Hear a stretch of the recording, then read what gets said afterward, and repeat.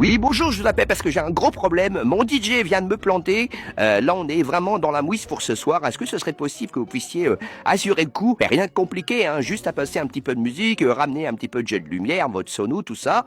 Alors, je vous le cache pas, on a un petit budget, mais on peut monter à 200 € maximum. Hein. Tout travail mérite salaire. Hein. Mais bon, par contre, le menu enfant vous est compris. Hein. Vous pouvez manger avec nous. Et puis bon, en même temps, si vous pouvez aussi faire quelques petites photos et vidéos, ça nous arrangerait aussi. Bon, écoutez, merci de me rappeler rapidement parce que là, c'est vraiment la catastrophe. Hein.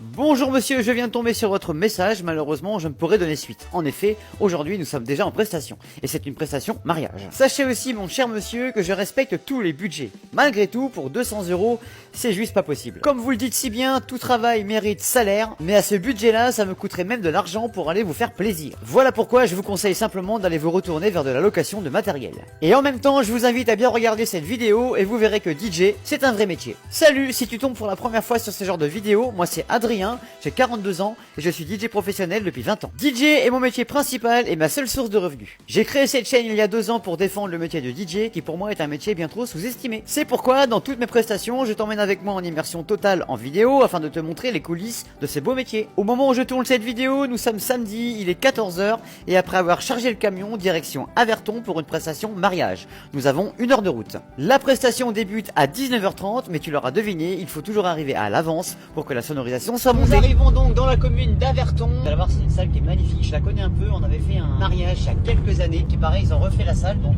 j'ai hâte de la découvrir. Allez, c'est parti.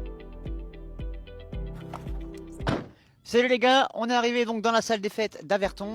Alors on va déjà aller chercher les clés. Les mariés nous ont planqué les clés rien que pour nous. Je leur ai envoyé de m'envoyer un petit message pour qu'ils m'envoient la cachette des clés. Comme ça nous permettra de monter la sonorisation en toute tranquillité. Les mariés doivent arriver à 19 h, 19 h 30. Là il est 16 h, donc on a 3 h 30 devant nous. On est large, on est tranquille, donc ça devrait plutôt bien se passer. Tu sais quoi, on y va, on va aller voir où sont les clés. Allez go. D'après la petite cachette, donc ça doit être par là, elle doit être par là. Alors là, tu as une entrée. Attends, logiquement, c'est en fond, on m'a dit. Là, c'est la photo de la porte qu'il m'a envoyée. Il fallait aller par là. Ouais, bon, je sais pas où qu'elle est. C'est qu'elle est barrée. Putain de merde, c'est pas possible ça. Putain, mais c'est chaud là quand même. Sous un truc comme ça. Ah bah voilà, elle est là, elle est là. La petite clé. Allez, go, c'est parti, on va ouvrir la salle. Allez, c'est parti. Bon, moi on rentrera pas par là parce qu'avec les marches, c'est juste pas possible, déjà. Hein. Donc, ouais, c'est pas mal. C'est une belle salle, hein. La déco est magnifique. Hein. Vous avez la mezzanine qui est en haut, là. Ça envoie... Et franchement, j'adore cette salle. C'est pas mal du tout. Aussi, on pourra mettre le grand écran derrière. En fait, hein, on recule. Mettre une enceinte là, une enceinte de l'autre côté. On va rentrer ici, comme ça on est à quai. Donc pour le camion c'est impeccable. Et on n'aura plus qu'à pousser, pousser les fly. Et tu sais quoi, c'est parti, déchargement du camion. Go! Allez c'est parti, il est 16 h 15, place maintenant au déchargement du camion et au montage de la sonorisation. Il faut compter à peu près 2 heures de travail quand tout se passe bien, entre le câblage, entre la mise en place, entre les tests de la sonorisation. Aujourd'hui nous mettons à peu près 20 000 € de matériel pour ce mariage. Salut les gars, donc ça y est, la sonorisation est montée, on a mis 2 heures de montage aujourd'hui, on a pris notre temps. Bon, je te montre un petit peu ce qu'on a mis en termes de sonorisation.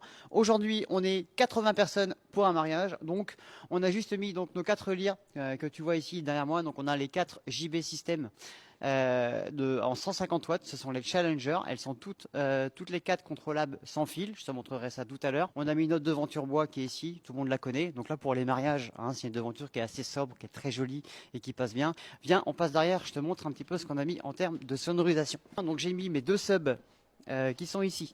Donc il y a un sub de chez Electro Voice, donc vous l'avez vu sur mes dernières vidéos, on a fait l'unboxing ensemble. Donc franchement c'est une dinguerie, hein, je vous le dis, c'est un son de malade mental. Et j'ai mis, on a mis en plus, donc forcément en tête, on a mis les RCF, les Art 715A, donc j'en suis super content. Donc c'est un sub en 18 pouces et là on a une tête en 15 pouces, ça envoie des watts, les mecs, c'est un truc de malade mental. J'ai vraiment hâte de prendre la soirée tout à l'heure et d'envoyer du son, on va se faire plaisir. Ensuite, j'ai mis quoi? Donc ma régie son. La régie son, c'est simple, on a juste mis donc notre XDJ XZ avec 2 PC. Je travaille avec Recordbox. J'ai mon petit casque de chez Pioneer, d'ailleurs qui n'est pas encore branché, il faut que je m'en charge. Donc là ici j'ai mon ILS de chez Chauvet et à côté j'ai mon Wolfmix. Donc là aujourd'hui le ILS je vais pas m'en servir parce que j'ai rien mis en jeu de lumière de chez Chauvet. D'habitude je mets, vous le savez, mon Jig Bar Move et puis 2 lyres. Voilà, je les ai pas mises. Mais là, ce qui va marcher uniquement aujourd'hui, c'est le Wolfmix qui est ici. Donc le Wolfmix, il contrôle mes lyres, les 4 lyres qui sont là. Mes 4 lyres, on les contrôle sans fil. Donc on a le récepteur ici DMX en USB que tu branches directement sur la Challenger. Donc par contre, les petites USB ici, ça s'achète en plus. C'est jamais vendu avec les Challenger et ça coûte 45 €. Hein, vous voyez, je vous laisse réfléchir un peu. Quand tu mets les 4 lyres, c'est 4 fois 45 par exemple. Donc, parce que beaucoup m'ont demandé dans les commentaires, est-ce que c'est vendu avec? Non, c'est 45 balles. Donc tu as la petite USB et c'est connecté directement au boîtier qui est ici. Et là c'est pareil, le boîtier c'est en plus aussi. Un boîtier comme ça coûte 109 € je crois, j'ai dû le payer, ou 149, je sais plus trop, faut vérifier. Donc vous voyez, hein, ça coûte déjà quelques petits sous. Et j'ai rajouté dans toute la salle mon éclairage avec mes parts sur batterie que vous voyez, hein, on éclaire toute la salle.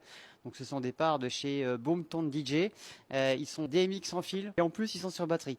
Alors par contre j'aurais peut-être un petit regret sur ce produit-là. Ça fait 2 ans que je les ai et je trouve que les batteries, ça tient de moins en moins à l'heure d'aujourd'hui et ça devient de plus en plus compliqué. Donc maintenant, il faut presque limite trouver des prises parce que ça tient plus une soirée entière. Je suis un peu déçu. Ça fait 2 ans que je les ai. Bon, pour l'instant, ça marche bien, mais voilà, c'est pas... un peu dommage. Bref, ensuite, on a mis notre vidéoprojecteur en focale courte de chez Optoma et on a mis ici nos 2 Sweet Bar de chez ADJ, j'en suis super content. C'est pareil, un contrôlable sans fil DMX. Donc elles sont reliées directement à ma lyre qui est ici, en filière directement. Et puis après, on repart directement en dessous. Et j'ai rajouté mes 2 Fog Fury, c'est les fumées verticales. J'en suis super content, ça marche super bien. Et vu qu'on est sur les machines à fumer, je te montre ce qu'on a mis aussi. Donc on a mis une machine à fumer standard qui est ici.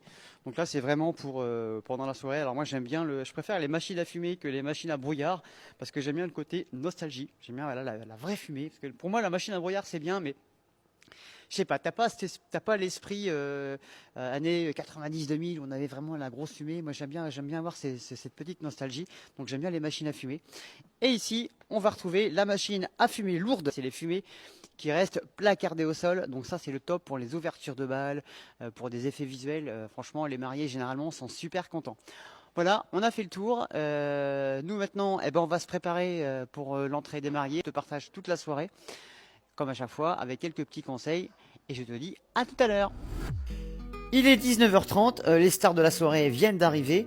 Nous avons donc procédé déjà à une entrée des mariés en fanfare afin de casser la glace avec tous les invités. Et une fois les mariés arrivés en salle, j'en profite pour en remettre une deuxième couche, un deuxième effet qui se coule afin de mettre en ambiance tous les invités. Un bon DJ doit absolument être le chef d'orchestre de l'événement.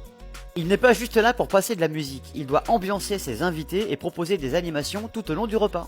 Mais attention, il doit faire preuve de discrétion tout en étant présent, parce que le star de la soirée, c'est pas lui, c'est bien les mariés. Il doit être à l'écoute, souriant et doit faire preuve de bonhomie.